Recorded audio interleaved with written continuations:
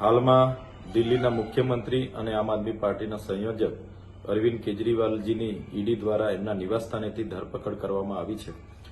ત્યારે હું એટલું જ કહીશ કે જે રીતે દેશમાં વિપક્ષને ખતમ કરવા માટે ભાજપ ઈડી, સીબીઆઈ અને પોલીસ તંત્રનો જે ઉપયોગ કરી રહી છે એનાથી લોકશાહી ખતરામાં છે અને આજે પૂરા દેશમાં જો ભાજપ કોઈનાથી ડરતી હોય તો અરવિંદ કેજરીવાલજી અને આમ આદમી પાર્ટીથી ડરે છે।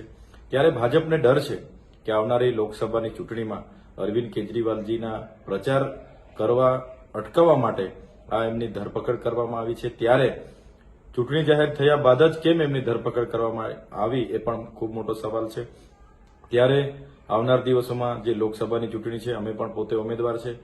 આમ આદમી પાર્ટી જે પણ ઇન્ડિયા એલાયન્સમાં એમને સીટો મળી છે એ તમામ સીટો પર ખૂબ મજબૂતાઈથી લડશે અને અમે એમને કહેવા માંગીએ છીએ તમે અરવિંદ કેજરીવાલની જે તમે ધરપકડ કરી શકશો પણ એમના વિચારોને ક્યારે તમે બંધ નથી કરવાના અને અમે પૂરી તાકાત અને પૂરા જોશથી લોકસભાની ચૂંટણી લડીશું અને જીતીશું।